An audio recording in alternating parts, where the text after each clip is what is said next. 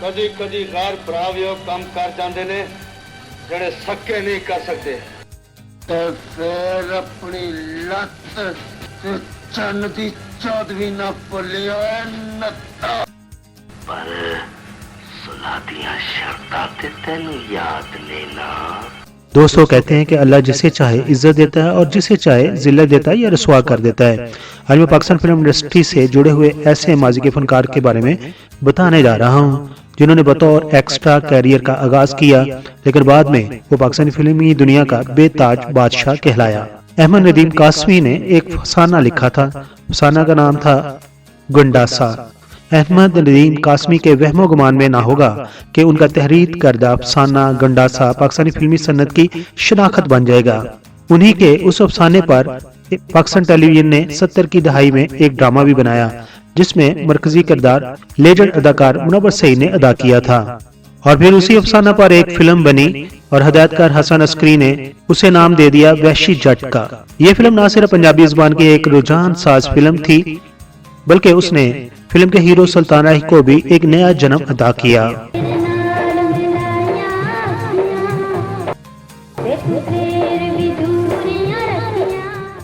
ਸਿਰ ਨੰਗੇ ਹੋ ਜਾਣ ਤੇ ਪੈਰਾਂ ਨਾਲ ਰਿਸ਼ਤੇ ਤੇ ਨਹੀਂ ਟੁੱਟ ਜਾਂਦੇ ਸਾਹਿਬ। अब आपको तफसील से बताते हैं अदाकार सुल्तान राही के बारे में कि वो कहाँ पैदा हुए और उन्होंने फिल्म इंडस्ट्री को कैसे ज्वाइन किया और फिर उनकी डेथ कैसे हुई। सुल्तान राही का असल नाम सुल्तान मोहम्मद था और वो 1934 को पाकिस्तान के शहर रावलपिंडी में पैदा हुए थे। क्या पाकिस्तान के बाद उनके घराने वाले रावलपिंडी में आकर सुकूनत इख्तियार कर गए। उनका तलक एक मजहबी घराना से था। यही वजह थी कि सुल्तान राही ने बचपन में ही कुरान पाक तफसीर के साथ पढ़ लिया था। सुल्तान राही को छोटी उम्र से ही फिल्में देखने का शौक था और फिल्मों में काम करने का भी शौक था। उसी शौक के हाथों वो रावलपिंडी से लाहौर चले आए और उन्होंने स्टेज ड्रामों में अदाकारी करके अपनी फनी जिंदगी का आगाज किया। सुल्तान राही और अदाकार कवि ने अपने कैरियर का आगाज तकरीबन एक ही वक्त में किया था। सुल्तान राही का पहला स्टेज ड्रामा शबनम रोती रही था जिसमें उन्होंने मरकजी किरदार अदा किया था। इस तरह स्टेज ड्रामे में उर्दू बोलने वाले के बारे में कोई तसव्वुर भी नहीं कर सकता था कि दुरुस्त शीन काफ के साथ उर्दू बोलने वाला ये नौजवान एक रोज खून आलूद गंडासों और गोलियों से उगलती हुई क्लाशनकोफ वाली जदालो कताल से बरी पंजाबी फिल्मों का सुपरस्टार बनेगा। शुरू में उन्हें फिल्मों में एक्स्ट्रा का किरदार मिलना शुरू हुआ। ये वो जमाना था जब फिल्मी सन्नत पर संतोष कुमार, दर्पण, लाला सदीर वगैरह हुक्मरानी कर रहे थे। ये वो बड़े फनकार थे जिनके साथ सुल्तान राही ने बतौर एक्स्ट्रा काम किया और बाद में उन्होंने सुल्तान राही की हुई फिल्म में सुल्तान राही के साथ बतौर विलन काम किया। सुल्तान राही को शौक था इसलिए वो अच्छे किरदारों के हसूल के लिए जदोजहद करते रहे।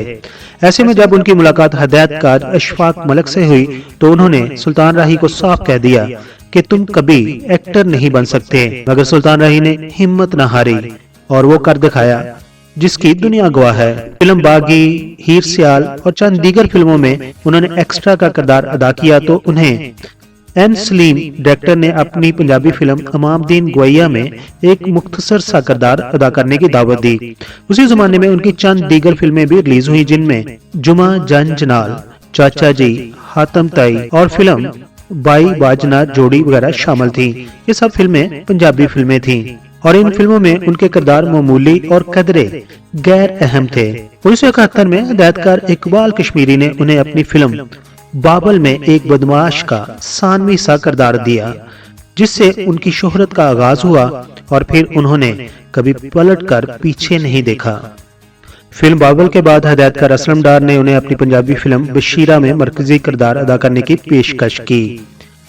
हदायतकार असलम डार उस फिल्म के मरकजी किरदार के लिए सावन को लेना चाहते थे। सावन उस वक्त काफी मशहूर थे और उनकी फिल्म खान चाचा सुपरहिट साबित हो चुकी थी, मगर सावन ने असलम डार से ये किरदार अदा करने का बहुत ज्यादा मुआवजा मांगा।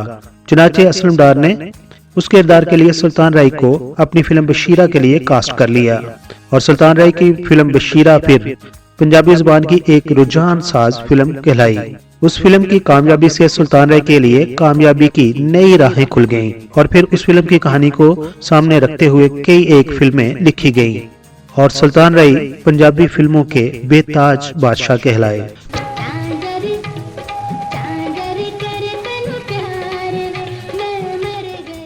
तुम भी ठीक कहनी है मां ते मैं भी ठीक कहना वा। सुल्तान राही की फिल्म बशीरा और बाबल के सुपरहिट होने के बाद 1975 में हसन अस्करी ने अहमद नदीम कासमी के अफसाने गंडासा पर एक फिल्म वैशी जट बनाने का ऐलान किया। उस फिल्म के मरकजी किरदार के लिए उनकी नजर सुल्तान राही पर ही रही। उस फिल्म ने पंजाबी फिल्मों के अंदाज को मुकम्मल तौर पर बदल दिया। वैशी जट से पंजाबी फिल्मों का अंदाज तब्दील हुआ, जिसे गंडासा कल्चर का नाम दिया गया। अब सोशल और रोमानवी फिल्मों की जगह पुरतशद्दुद एक्शन फिल्मों ने ले ली और गुंडे बदमाश हीरो बनाकर पेश किए जाने लगे। ये वो दौर था कि पाकिस्तान में पंजाबी फिल्में बनती थीं, उनके हीरो सुल्तान राही थे, जबकि इंडिया में जो हिंदी या उर्दू फिल्में बनती थी उनके हीरो अमिताभ बच्चन थे। बॉलीवुड और लॉलीवुड में दोनों में एक्शन फिल्मों का रुझान था। 1979 में पाकिस्तानी फिल्मों में एक और इंकलाब आया जब 11 फरवरी 1979 को रिलीज होने वाली फिल्म मौला जट ने बॉक्स ऑफिस पर कामयाबियों के तमाम अगले पिछले रिकॉर्ड तोड़ दिए। उस फिल्म के फिल्मसाज थे सरवर भट्टी और उस फिल्म को डायरेक्ट किया था यूनुस मलिक ने। फिल्म मौला जट की नुमाइश ऐसे जमाने में हुई जब जनरल ज़ियाउल हक का मार्शल लॉ अरूज पर था और जुल्फ़िकार अली भुट्टो का मुकदमा अदालत आलिया में चल रहा था। उस फिल्म में सुल्तान राही ने एक नेक सीरत इंसान का रोल निभाया, जबकि मुस्तफा कुरैशी ने एक शैतान सिर्फ शख्स का किरदार अदा किया था। फिल्म मौला जट में सुल्तान राही और मुस्तफा कुरैशी के दरमियान बड़े तीखे जुमलों का तबादला जारी रहा। फिल्म में नूरी नत का किरदार मुस्तफा कुरैशी ने निभाया था और उनका लहजा कहते हैं कि ज़ियाउल हक जैसा था, जबकि मौला जट का रोल सुल्तान राही ने निभाया था और वो एक इंसाफ का तालब था। लोगों का कहना था कि फिल्म के अंदर नूरी नत का किरदार ज़ियाउल हक का है, जबकि मौला जट का किरदार जुल्फ़िकार अली भुट्टो का है। ये फिल्म उस वक्त के मुल्की सियासी हालात का इस्तारा करती थी। ज़ियाउल हक ने उस फिल्म की नुमाइश पर पाबंदी लगाने की कोशिश की, लेकिन सरवर भट्टी किसी न किसी तरीका से अदालत से स्टे ऑर्डर लेने में कामयाब हो गए। Film Maula Jatt box office पर इस कदर हिट हुई कि उसकी नुमाइश मुसलसल 2.5 साल तक जारी रही। उसी दौरान हजारों लोगों ने उस फिल्म को देखने के लिए बार बार सिनेमा घरों का रुख किया। अब सुल्तान राही फिल्म साजों के लिए एक ऐसा हीरा बन चुका था कि हर कोई उसकी ज्यादा से ज्यादा कीमत लगाकर उसे हासिल करने की तगोदो में मसरूफ नजर आने लगा। सुल्तान राही को फिल्मों में गैर फितरी किरदार में पेश करके फिल्म साजों ने अपनी तिजोरियां तो भर ली, मगर एक फनकार के अंदर छुपी हुई फनी सलाहियतों के आला और मिस्बत पहलुओं को उजागर करने की तरफ कतन कोई तवज्जो नहीं दी, बल्कि उसकी जरूरत को महसूस तक नहीं किया गया। फिल्म मौला जट के मुसन्निफ नासिर अदीब का कहना है कि उन्होंने 25 साल तक सिर्फ ऐसी ही फिल्में लिखी जो एक जुमले में तेनू छड्डांगा नहीं के इर्द गिर्द घूमती थीं, और उसकी वजह यही थी कि हर फिल्म में सुल्तान राही को ये जुमला जरूर कहना होता था।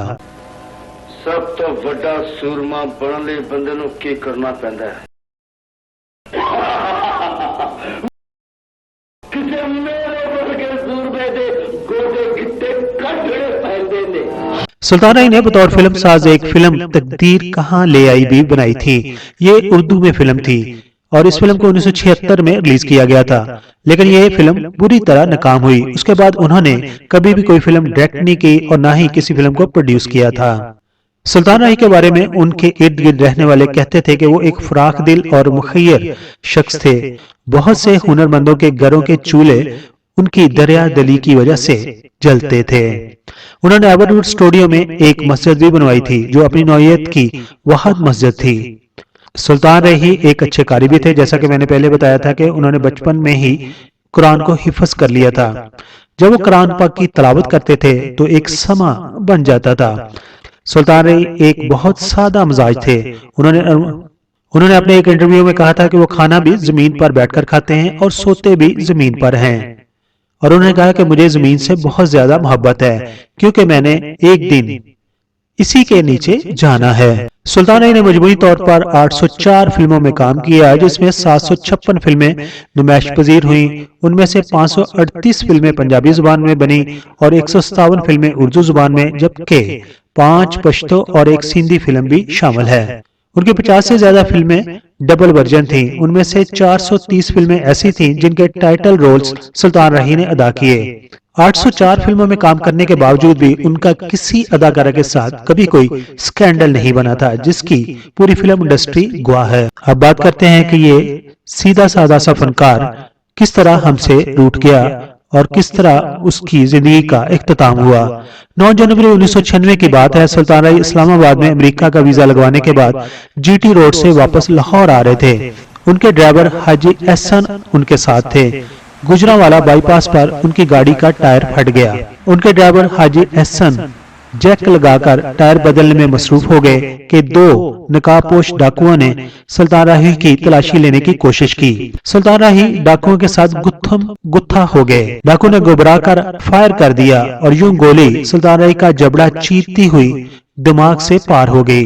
जब डाकू फरार हो गए तो उनके ड्राइवर हाजी एहसन मुख्तलिफ गाड़ियों को रोकने के लिए इशारा करते रहे, मगर कोई भी गाड़ी ना रुकी। और फिर उनके ड्राइवर हाजी एहसन ने किसी न किसी तरह से करीबी पेट्रोल पंप पर पहुंचकर पुलिस को वक़्आ की इत्तला दी और फिर सुल्तान राही के जस्दे खाकी को डिविजनल हेडक्वार्टर अस्पताल में पहुंचा दिया गया। सुल्तान राही के कत्ल की खबर गुजरांवाला शहर में जंगल की आग की तरह फैल गई और उसके परस्तार जोक दर जोक अस्पताल पहुंचना शुरू हो गए। पोस्टमार्टम के बाद सुल्तान राही की लाश लाहौर मुंतकिल कर दी गई। उनके अहले खाना अमेरिका में थे। उनके आने का इंतजार किया गया और फिर 14 जनवरी 1996 को उन्हें लाहौर में शाह शम्स कादरी के मजार के हाथे में सुपुर्द खाक कर दिया गया।